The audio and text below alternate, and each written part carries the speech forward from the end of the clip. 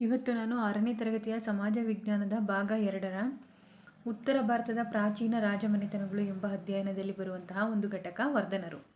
ಈ ವರ್ಧನರು ಎಂಬ ಘಟಕವನ್ನು ನಾನು ಇಡೀ ಅಧ್ಯಾಯವನ್ನು ನಾನು 1 ಅಂಕದ ಪ್ರಶ್ನೆಗಳನ್ನಾಗಿ ಮಾಡಿ ಸುಮಾರು ಒಂದು 30ರಿಂದ 40 ಪ್ರಶ್ನೆಗಳನ್ನು ಮಾಡಿದ್ದೀನಿ. ಇದು ಎಲ್ಲ ರೀತಿಯ ಕಾಂಪಿಟೇಟಿವ್ ಎಕ್ಸಾಮ್ಸ್ಗಳಿಗೆ GPSTR ಇರ್ಬೋದು, HSTR ಇರ್ಬೋದು, ಅಥವಾ ಇತಿಹಾಸದ ಯಾವುದೇ ಸ್ಪರ್ಧಾತ್ಮಕ ಪರೀಕ್ಷೆಗಳಿಗೆ ನೀವು ತಯಾರು ಮಾಡ್ಕೊಳ್ಳೋದಕ್ಕೆ ತುಂಬ ಸುಲಭ ಆಗಲಿ ಅಂತ ಹೇಳಿ ಈ ರೀತಿ ನಾನು 1 ಅಂಕದ ಪ್ರಶ್ನೆಗಳಾಗಿ ಇಡೀ ಅಧ್ಯಯನವನ್ನು ನಾನು 1 ಅಂಕದ ಪ್ರಶ್ನೆಗಳನ್ನಾಗಿ ಮಾಡಿದ್ದೀನಿ. ಅಂದರೆ ನಾವು ಈ ರೀತಿ ಓದೋದಕ್ಕೂ ಸುಲಭ ಅನಿಸುತ್ತೆ ಮತ್ತು ನೆನಪಲ್ಲೂ ಹೆಚ್ಚು ಕಾಲ ಉಳಿಯುವಂತಹ ಸಾಧ್ಯತೆ ಇರುತ್ತೆ. ಹಾಗಾಗಿ ನಾನು ಈ ಒಂದು ಪ್ರಯತ್ನವನ್ನು ಮಾಡಿದ್ದೀನಿ. ಇದ್ರ ಸದುಪಯೋಗನ ಎಲ್ಲರೂ ಪಡ್ಕೊಳ್ಳಿ. ಆಲ್ ದ ಬೆಸ್ಟ್, ಎಲ್ಲರಿಗೂ ಒಳ್ಳೆಯದಾಗಲಿ. ಮೊದಲನೇ ಪ್ರಶ್ನೆ ಬನ್ನಿ ನೋಡೋಣ. ಮೊದಲನೇ ಪ್ರಶ್ನೆ, ವರ್ಧನರು ಯಾವ ವಂಶಕ್ಕೆ ಸೇರಿದವರು? ವರ್ಧನರು ಪುಷ್ಯಭೂತಿ ಅನ್ನೋ ಒಂದು ವಂಶಕ್ಕೆ ಸೇರಿದವರಾಗಿರ್ತಾರೆ. ಪುಷ್ಯಭೂತಿ. ಎರಡನೇ ಪ್ರಶ್ನೆ, ವರ್ಧನರಲ್ಲಿ ಪ್ರಮುಖರಾದಂತಹ ರಾಜರುಗಳು ಯಾರು? ವರ್ಧನ ವಂಶದಲ್ಲಿ ಅತ್ಯಂತ ಪ್ರಮುಖರಾದಂತಹ ರಾಜರುಗಳು ಪ್ರಭಾಕರ ವರ್ಧನ, ರಾಜ್ಯವರ್ಧನ ಮತ್ತು ಹರ್ಷವರ್ಧನ. ಮೂರನೇ ಪ್ರಶ್ನೆ, ಹರ್ಷವರ್ಧನನು ಸಿಂಹಾಸನವೇರಿದಾಗ ಅವನಿಗೆ ಎಷ್ಟು ವಯಸ್ಸಾಗಿತ್ತು? ಹರ್ಷವರ್ಧನನಿಗೆ ಸಿಂಹಾಸನಕ್ಕೆ ಬಂದಾಗ ಅವನಿಗೆ ಸುಮಾರು 16 ವರ್ಷ ವಯಸ್ಸಾಗಿತ್ತು. ಅವನು 16 ವರ್ಷದ ಯುವಕನಾಗಿದ್ದಾಗ ಸಿಂಹಾಸನವನ್ನು ಏರ್ತಾನೆ. ಇನ್ನು 4ನೇ ಪ್ರಶ್ನೆ, ಹರ್ಷವರ್ಧನನ ತಂದೆ ಯಾರು? ಹರ್ಷವರ್ಧನನ ತಂದೆ ಬಂದು ಪ್ರಭಾಕರ ವರ್ಧನ. 5ನೇ ಪ್ರಶ್ನೆ, ಪ್ರಭಾಕರ ವರ್ಧನ ಮರಣ ಹೊಂದಿದ ನಂತರ ಯಾರು ಅಧಿಕಾರಕ್ಕೆ ಬಂದರು? ಪ್ರಭಾಕರ ವರ್ಧನ ಮರಣ ಹೊಂದಿದ ನಂತರ ಅವನ ಹಿರಿಯ ಮಗನಾದಂತಹ ರಾಜ್ಯವರ್ಧನ ಅಧಿಕಾರಕ್ಕೆ ಬರ್ತಾನೆ. ನೆಕ್ಸ್ಟು, ರಾಜ್ಯವರ್ಧನ ಯಾರು? ರಾಜ್ಯವರ್ಧನ ಪ್ರಭಾಕರ ವರ್ಧನನ ಹಿರಿಯ ಪುತ್ರ. 7ನೇ ಪ್ರಶ್ನೆ, ಪ್ರಭಾಕರ ವರ್ಧನನ ಎರಡನೆಯ ಪುತ್ರನ ಹೆಸರೇನು? ಪ್ರಭಾಕರ ವರ್ಧನನ ಎರಡನೆಯ ಪುತ್ರ ಹರ್ಷವರ್ಧನ. 8ನೇ ಪ್ರಶ್ನೆ, ಪ್ರಭಾಕರ ವರ್ಧನನ ಮಗಳ ಹೆಸರೇನು? ಪ್ರಭಾಕರ ವರ್ಧನನ ಮಗಳ ಹೆಸರು ರಾಜ್ಯಶ್ರೀ. 9ನೇ ಪ್ರಶ್ನೆ, ರಾಜ್ಯಶ್ರೀಯನ್ನು ಯಾವ ಮನೆತನದ ರಾಜನಿಗೆ ವಿವಾಹ ಮಾಡಿಕೊಡಲಾಯಿತು? ಮೌಖರಿ ಮನೆತನದ ಗೃಹವರ್ಮನಿಗೆ ವಿವಾಹ ಮಾಡಿಕೊಡಲಾಯಿತು. ಪ್ರಭಾಕರ ವರ್ಧನನಿಗೆ 3 ಜನ ಮಕ್ಕಳು. ಮೊದಲನೇ ಮಗ ರಾಜ್ಯವರ್ಧನ ಅಂತೇಳಿ, ಎರಡನೇನು ಹರ್ಷವರ್ಧನ, ಮೂರನೇ ಮಗಳು ರಾಜ್ಯಶ್ರೀ ಅಂತ ಹೇಳಿ.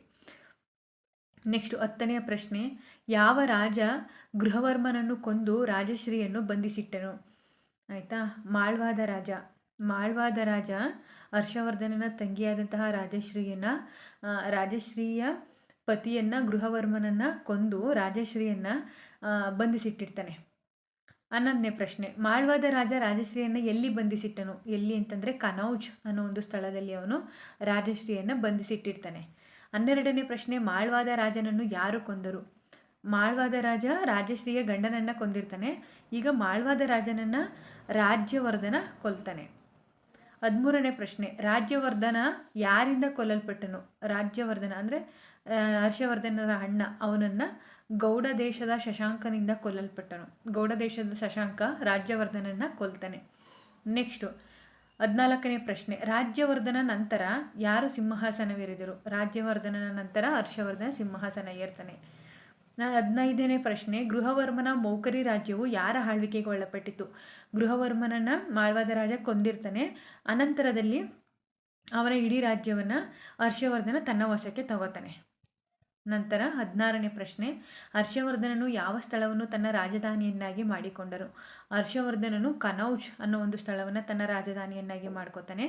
17ನೇ ಪ್ರಶ್ನೆ, ನರ್ಮದಾ ನದಿ ತೀರದಲ್ಲಿ ಹರ್ಷವರ್ಧನನನ್ನು ಹಿಮ್ಮೆಟ್ಟಿಸಿದ ದಕ್ಷಿಣ ಭಾರತದ ರಾಜ ಯಾರು? ಇದು ವೆರಿ ಇಂಪಾರ್ಟೆಂಟ್ ಪ್ರಶ್ನೆ. ಯಾವಾಗಲೂ ಎಲ್ಲ ಕಾಂಪಿಟೇಟಿವ್ ಎಕ್ಸಾಮಲ್ಲೂ ನಾನು ಈ ಪ್ರಶ್ನೆನ ಕೇಳಿರೋದು ನೋಡಿದ್ದೀನಿ, ನೆನ್ಪಿಟ್ಕೊಳ್ಳಿ. ದಕ್ಷಿಣ ಭಾರತದ ಇಮ್ಮಡಿ ಪುಲಕೇಶಿಯು ಹರ್ಷವರ್ಧನನನ್ನು ನರ್ಮದಾ ನದಿ ತೀರದಲ್ಲಿ ಸೋಲಿಸಿ ಅವನನ್ನು ಹಿಮ್ಮೆಟ್ಟಿಸ್ತಾನೆ. ನಂತರ 18ನೇ ಪ್ರಶ್ನೆ, ಹರ್ಷವರ್ಧನನು ಸುಮಾರು ಎಷ್ಟು ವರ್ಷಗಳ ಕಾಲ ಆಳ್ವಿಕೆ ನಡೆಸಿದನು? ಹರ್ಷವರ್ಧನ ಸುಮಾರು 40 ವರ್ಷಗಳ ಕಾಲ ಆಳ್ವಿಕೆಯನ್ನು ನಡೆಸ್ತಾನೆ. 19ನೇ ಪ್ರಶ್ನೆ, ಹರ್ಷವರ್ಧನನ ಕಾಲದಲ್ಲಿ ಭೇಟಿ ನೀಡಿದ ಚೀನಾದ ಪ್ರವಾಸಿಗ ಯಾರು? ಹರ್ಷವರ್ಧನನ ಕಾಲದಲ್ಲಿ ಭಾರತಕ್ಕೆ ಭೇಟಿ ನೀಡಿದಂತಹ ಚೀನಾದ ಪ್ರವಾಸಿ ಅಂತಂದರೆ ಉಹೆನ್ ಸಾಂಗ್. 20ನೇ ಪ್ರಶ್ನೆ, ಯಾವ ರಾಜ ಕಲಿ ಮಾತ್ರವಾಗಿರದೆ ಕವಿಯೂ ಆಗಿದ್ದನು? ಹರ್ಷವರ್ಧನ ಕೇವಲ ಕಲಿ ಮಾತ್ರ ಆಗಿರದೆ, ಕಲಿ ಅಂದರೆ ರಾಜ ಮಾತ್ರವಾಗಿರದೆ ಅವನು ಕವಿಯೂ ಸಹ ಆಗಿರ್ತಾನೆ. ಹರ್ಷವರ್ಧನನು ರಚಿಸಿದ ನಾಟಕಗಳು ಯಾವ್ಯಾವು? ಹರ್ಷವರ್ಧನನು ಒಟ್ಟು 3 ನಾಟಕಗಳನ್ನು ರಚಿಸ್ತಾನೆ. ಒಂದು ಪ್ರಿಯದರ್ಶಿಕ, ಇನ್ನೊಂದು ರತ್ನಾವಳಿ, ಮತ್ತೊಂದು ನಾಗನಂದ ಅಂತ ಹೇಳಿ. ಹರ್ಷವರ್ಧನನು ತನ್ನ ನಾಟಕಗಳನ್ನು ಯಾವ ಭಾಷೆಯಲ್ಲಿ ರಚಿಸಿದ್ದಾನೆ? ಹರ್ಷವರ್ಧನ ತನ್ನ ನಾಟಕಗಳನ್ನು ಸಂಸ್ಕೃತ ಭಾಷೆಯಲ್ಲಿ ರಚಿಸಿದ್ದಾನೆ. 23ನೇ ಪ್ರಶ್ನೆ, ಬಾಣಭಟ್ಟನ ಕೃತಿ ಯಾವುದು? ಬಾಣಭಟ್ಟನ ಕೃತಿ ಹರ್ಷಚರಿತ. 24ನೇ ಪ್ರಶ್ನೆ, ಯಾರು ನಳಂದ ವಿಶ್ವವಿದ್ಯಾನಿಲಯಕ್ಕೆ ಉದಾರವಾಗಿ ದತ್ತಿಗಳನ್ನು ನೀಡುತ್ತಿದ್ದರು? ಯಾರು ಅಂತಂದರೆ ಹರ್ಷವರ್ಧನ. 25ನೇ ಪ್ರಶ್ನೆ, ರಾಜ್ಯವರ್ಧನನನ್ನು ಕೊಂದವರು ಯಾರು? ರಾಜ್ಯವರ್ಧನನ್ನು ಕೊಂದವನು ಗೌಡ ದೇಶದ ಶಶಾಂಕ. 26ನೇ ಪ್ರಶ್ನೆ, ಕನೌಜ್ ಮತ್ತು ಪ್ರಯಾಗಗಳಲ್ಲಿ ಧರ್ಮ ಸಮ್ಮೇಳನಗಳನ್ನು ಆಯೋಜಿಸಿದವರು ಯಾರು? ಯಾರಂದರೆ ಹರ್ಷವರ್ಧನ. 27ನೇ ಪ್ರಶ್ನೆ, ಉಹೆನ್ ಸಾಂಗ್ ಯಾವ ದೇಶದವನು? ಉಹೆನ್ ಸಾಂಗ್ ಚೀನಾ ದೇಶದ ಪ್ರಸಿದ್ಧ ಪ್ರವಾಸಿ. ಉಹೆನ್ ಸಾಂಗನು ಎಷ್ಟರಲ್ಲಿ ಭಾರತಕ್ಕೆ ಭೇಟಿ ನೀಡಿದನು? ಸುಮಾರು 1400 ವರ್ಷಗಳ ಹಿಂದೆ ಭಾರತಕ್ಕೆ ಅವನು ಭೇಟಿಯನ್ನು ನೀಡಿರ್ತಾನೆ. ಸುಮಾರು ಎಷ್ಟು ವರ್ಷಗಳ ಕಾಲ ಉಹೆನ್ ಸಾಂಗ್ ಭಾರತದಲ್ಲಿ ಸಂಚರಿಸಿದ? ಸುಮಾರು 15 ವರ್ಷಗಳ ಕಾಲ ಉಹೆನ್ ಸಾಂಗ್ ಭಾರತದಲ್ಲಿ ಸಂಚಾರ ಮಾಡ್ತಾನೆ. 30ನೇ ಪ್ರಶ್ನೆ, ಉಹೆನ್ ಸಾಂಗ್ನ ಕೃತಿ ಯಾವುದು? ಉಹೆನ್ ಸಾಂಗ್ನ ಕೃತಿ ಬಂದು ಸಿಯೂಕಿ. ನೀವು ಪಾಹಿಯನ್ ಕೃತಿಯನ್ನು ನೆನ್ಪಿಡ್ಕೋಬೇಕು, ಪಾಹಿ ಅಂದು ಗೋಕೋಕಿ ಅಂತೇಳಿ. ನೆಕ್ಸ್ಟು 31ನೇ ಪ್ರಶ್ನೆ, ಸಿಯೂಕಿ ಕೃತಿಯ ಮತ್ತೊಂದು ಹೆಸರೇನು? ಸಿಯೂಕಿ ಕೃತಿಯ ಮತ್ತೊಂದು ಹೆಸರು, ಇದು ಪಶ್ಚಿಮ ರಾಜ್ಯದ ದಾಖಲೆ, ರೆಕಾರ್ಡ್ ಆಫ್ ವೆಸ್ಟರ್ನ್ ಕಿಂಗ್ಡಮ್ ಅಂತಲೂ ಕರೀತಾರೆ. ನಂತರ ನಳಂದ ವಿಶ್ವವಿದ್ಯಾನಿಲಯವು ಯಾವ ರಾಜ್ಯದಲ್ಲಿದೆ? ನಳಂದ ವಿಶ್ವವಿದ್ಯಾನಿಲಯವು ಈಗಿನ ಬಿಹಾರ ರಾಜ್ಯದಲ್ಲಿ ನಾವು ನೋಡಬಹುದು.